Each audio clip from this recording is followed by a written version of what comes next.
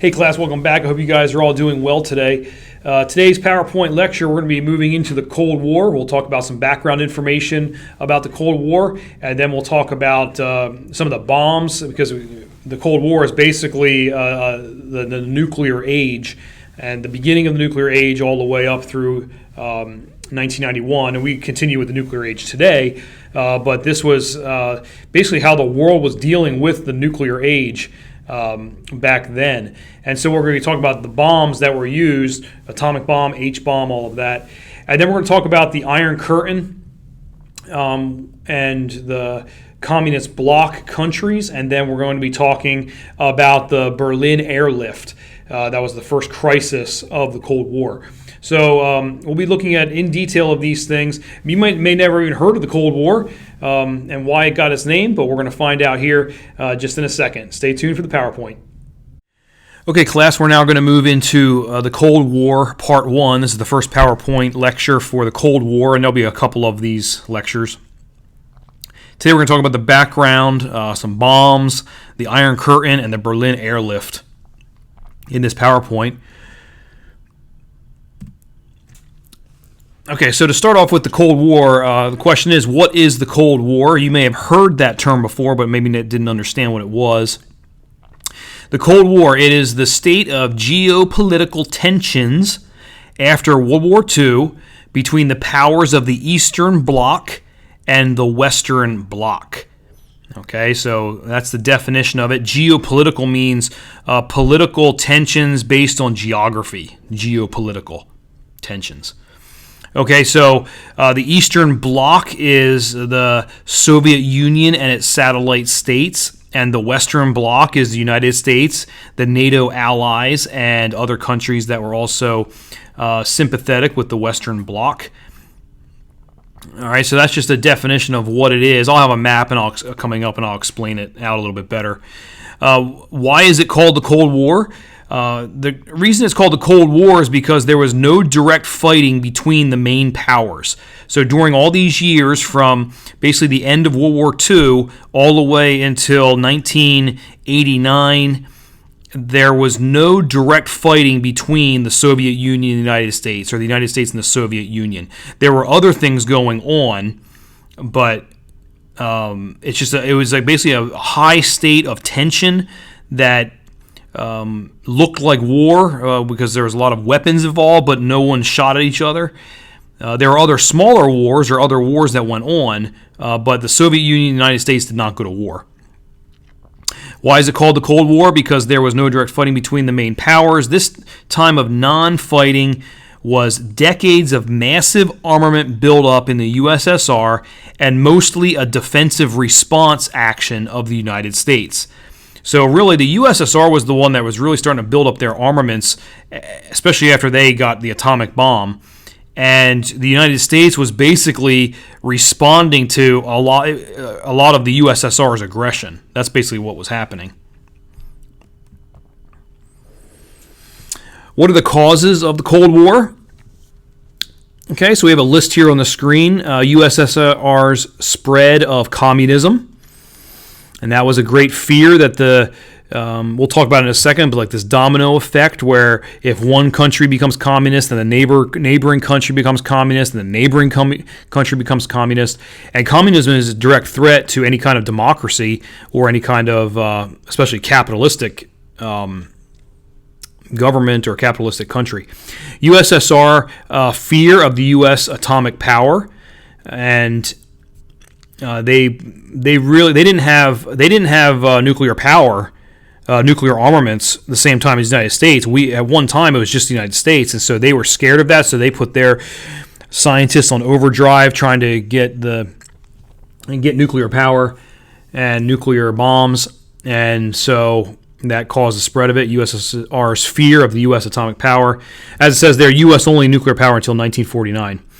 USSR dislike of capitalism. Obviously, if you're a communist country, you are going to be completely opposite of capitalistic. USSR actions in the Soviet zone of Berlin and East Germany. There was a very tense situation in Berlin, and we're going to talk about that too. Everything from the Berlin Airlift to the Berlin Wall. We have a lot of things that go on there, and there's just a lot of problems. The USSR's expansion in Eastern Europe, that's the Eastern Bloc countries, which we'll talk about. America's fear of communism. America refused to share nuclear secrets. And flat out, President Truman disliked Stalin. So there's some causes for the war, Cold War. The arms race of the Cold War. Okay, so let's just talk about this. We're going to talk about some bombs. During World War II, the Manhattan Project developed the atomic bombs, which were dropped on Japan. Manhattan Project was the nickname given, or the code name given, for the development of the atomic bomb in the United States. Well, it was dropped on Japan. That ends the war. And at the end of the war, the U.S. was the only atomic/nuclear power until 1949. The USSR had lacked nuclear material and knowledge. But October 29th, 1949, the USSR successfully tested their first nuclear bomb. So now you have the USSR on the scene. So we have two countries with nuclear power or atomic bombs, and they hate each other. So it's not gonna turn out well. 1950, the U.S. responded by launching a massive nuclear program. So we went into overdrive trying to develop bigger and bigger bombs. And that led to 1952, the U.S. detonated the first hydrogen bomb on the Marshall Islands in the Pacific Ocean. And this was detonated from the ground. They didn't drop it from an airplane. It was detonated from the ground. So that's a hydrogen bomb. Well, that begs the question, what is a hydrogen bomb? A hydrogen bomb is a powerful bomb whose destructive power comes from a nuclear fusion of hydrogen isotopes by using an atomic bomb as a trigger. And we can get into all kinds of schematics of what an atomic bomb looks like inside compared to a hydrogen bomb inside. But basically what happens to create the explosion for the hydrogen bomb, a nuclear bomb has to blow up first to create such power to have the nuclear fusion of the hydrogen isotopes. There's two hydrogen isotopes that fuse together, and when that fusion comes together, it just gives off this immense energy in the form of an explosion. So it's just massive. So there's some pictures here. On the upper left is the H-bomb going off on the Marshall Islands. Now on the right is this graph, and I just wanted to show you just in this graphic of the size here. So you have the two bombs, the atomic bombs, Hiroshima and Nagasaki, and here's their mushroom cloud and all of that. Next to it is Mount Everest. That's kind of interesting. So the mushroom cloud got to the top of how tall Mount Everest is. An average commercial airline flies up in here 35,000 feet or so. And then we have this bomb, Le Corne, 1970. It's that big. Here in 1951, we have Castle Bravo, which is a 15 megaton bomb by the United States. And then in 1961, the Russians created a bomb called the Tsar bomb, and they detonated in 1961. This bomb was 50 megatons. It was just off the charts. And it was, in history, it is the most powerful bomb and explosion in history on Earth. They detonated it really far north Russia. It's way up there above the Arctic Circle. They detonated this thing, and it was just unbelievably massive. This is in a museum now. This is a model of what that bomb looked like, and this thing it's 28 feet long. This is 28 feet long. So just imagine, a man standing here next to it. They'd be like this tall. So really a big bomb. But again, it was never dropped in anger or in war. They just had it. They tested it to show that they were flexing their muscles. Okay, so the Iron Curtain of the Cold War, and this is where we're going to talk about the blocks. You probably heard this term before, the Iron Curtain. Well, what is the Iron Curtain? First off, it is not a real Iron Curtain. It's not a real metal Iron Curtain. It's a name given for a geographical location in Europe. So what is the Iron Curtain? It's the name for the boundary that divided Europe into two separate areas from 1945 to 1991.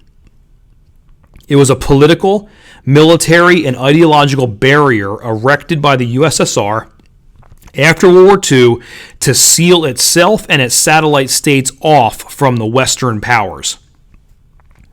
And when I say seal itself off, it also sealed the people in, because when people started looking at this Iron Curtain, it also meant they could not freely go into other countries at all.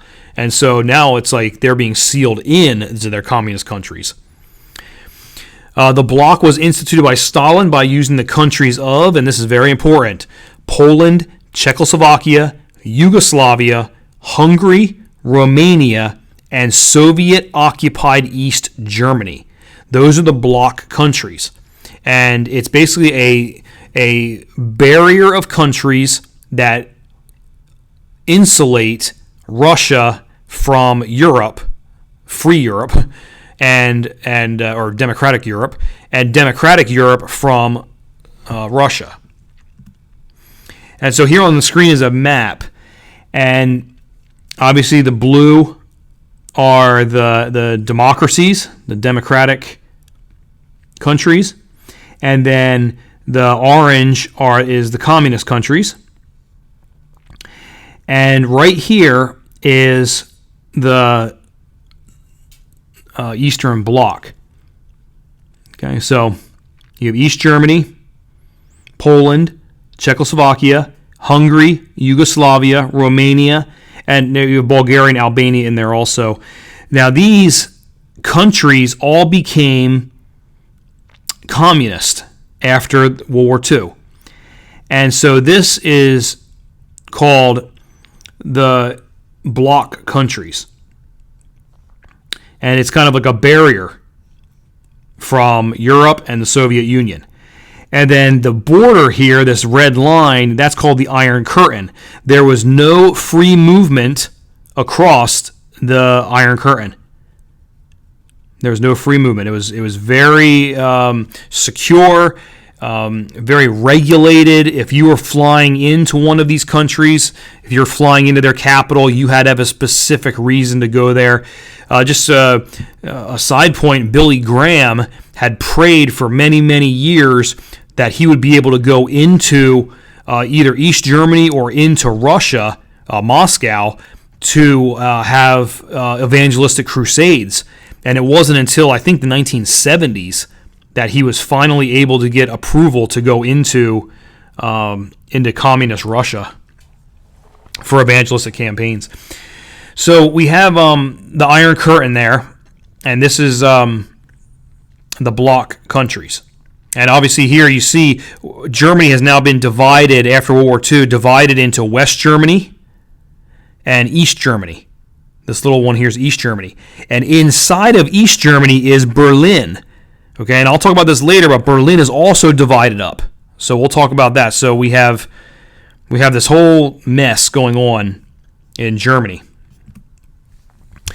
So the Iron Curtain timeline, 1945 to 1953 was the implementation of the Eastern Bloc and the Iron Curtain by the USSR under Stalin. So they implement this Iron Curtain in Eastern Bloc strategy.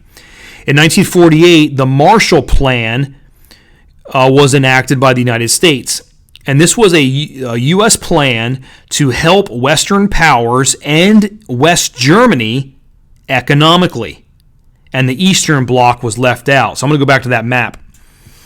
So the Marshall Plan was pumping money from the United States into Europe to help them out economically. Okay, again, this is after World War II, and the Europe was shattered. So they're trying to rebuild Europe, and so the United States is pumping money into Europe, and they're pumping money into West Germany. Okay, well, this Iron Curtain divided West Germany and East Germany. Now, East Germany didn't get any money. And in fact, all of these Eastern Bloc countries got no money. And so really what happened was Europe, the democratic Europe here in the blue, really started to do well and rebuild their economies and rebuild their industry, rebuild their cities. But over here in behind the Iron Curtain, it did not do so well. And so you had a lot of poor, and you had a lot of, basically all the industry was going to whatever the Soviet Union wanted to be, wanted to be created in the industry. So everything over here was run by the government, and everything over here was run by capitalistic ventures. So you have a democracy and capitalism, and you have communism and communist economy. So that's the first phase. The second phase, 1953 to 61, following Stalin's death, restrictions were still in place, but they became a little bit more relaxed. Okay, but that's not going to last very long. I mean, it lasts a little while, but not too long. 1955 was the Warsaw Pact, and that's a treaty with the satellite states in response to West Germany allowed to be part of NATO. Now, NATO is it's the North Atlantic Treaty Organization. You might want to know that. North Atlantic Treaty Organization.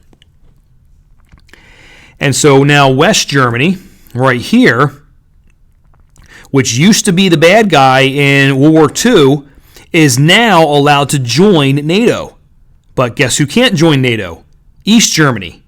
And East Germany doesn't like it. And there's others here. These guys can't join NATO because they're all communist. And so the Soviet Union gets all upset. And so they create the Warsaw Pact. Okay, so now it's kind of like we're having almost like treaties being done. And, this is how wars start. So these treaties that go on behind the scenes. 1961 to 1989 was a time of turmoil. And this is where we have the Berlin Wall. We have the Cuban Missile Crisis. We have the escalation and de-escalation, just kind of like cycles, like really tense times and not so tense times. Again, during this time, the United States economy is doing well. People are, families are growing, communities are growing, schools are being built, churches are being built. I mean, there's a lot of growth going on in the 1950s and 60s in the United States. So there's times of heightened escalation, and there's times that it's not so high. But there's also wars. We have the Korean War. We have the Vietnam War. There's other wars. There's other conflicts going on, all underneath the umbrella of the Cold War. So we have this going on, 1961, 1989. 1989 to 1991 is the time period of the fall. So in 1989, the Berlin Wall falls. And then in 1991 is the fall of communism itself. And in 1991, that's where Russia, the USSR dissolves, and Russia becomes a democracy. The Truman Doctrine is kind of important during this time. 1947, so just to kind of back up in your mind to right after World War II, instead of putting out all the communist fires all over the world, President Truman proposed a containment policy to contain communism where it currently was. So if a country was communist, let's contain it there. Don't let it spread. And it was an attempt to halt communism. So in the Truman Doctrine, the U.S. would provide political, military, and economic assistance to democratic nations who were threatened by communism, i.e. the USSR. Okay, and this will be very important, especially with the Korean War. The fear was called the domino theory, and this was the prominent thinking from the 1950s and 1980s, where if one country becomes communist, the surrounding countries would fall to communism also, called the domino theory. One of the first major crises after World War II was called the Berlin Blockade and the Berlin Airlift. And it was from June 24th, 1948 to May 12th, 1949. And what happened was the USSR blocked all access, meaning it blocked the roads, it blocked the railways, it blocked canals, every way that you could get into the Western powers' occupation zones of the city of Berlin, they blocked it off. So basically, the Western powers, which was United States, Great Britain, and France, their occupation zones of Berlin, they were basically put under siege. They couldn't come in and out, and the supplies couldn't come in and out. And so in response, the Berlin blockade and the Berlin airlift was in response to the Truman Doctrine going through. So Russia was upset about that, and so they did this blockade. While the U.S. and Great Britain attempted to end the blockade diplomatically, they flew relief missions into the blockaded portion of Berlin. The blockade lasted 318 days. There were 275,000 trips by airplane, and that basically comes down to one plane every 3 minutes. And they brought in 1.5 million tons of food and supplies for the blockaded part of the city. And then Stalin abandoned the blockade on May 12th, 1949, because of diplomatic pressures. Okay, so here's a map of West Germany and East Germany. This is the democracy part. Okay, this lighter green is the communist part of Germany, East Germany. And now this is where Berlin is. Berlin was also split in two. We have East Berlin and West Berlin. The West Berlin, that's the part that's controlled by the United States, Great Britain, and France. And then East Berlin is basically controlled by Russia, the USSR. Okay, so here's divided Berlin. A little better picture of it. So now we're talking specifically of the city. But you see this gray area out here, this entire gray area is all controlled by the Soviet Union because it is East Germany. All this gray area is East Germany. Okay? It's all East Germany, which is communist. Okay, and so now we have airplanes having to fly in and give supplies to this tan area because all roads and railways and canals and rivers and all of that was blockaded. So nothing could get in. So here's some pictures. We have some airplanes lined up here for the supplies. Here's some that they're unloading flour. It says they're unloading flour off the planes. Here's some kids waving to the airplane taking off. Okay, class, that's good for today. Next time, we'll be looking at two subjects, one on one side of the world and one on the other side of the world. We'll be looking at the Korean War, and then we'll be looking at the Berlin Wall. So stay tuned for that. Otherwise, I don't have anything else. I hope you guys are doing well. Stay safe.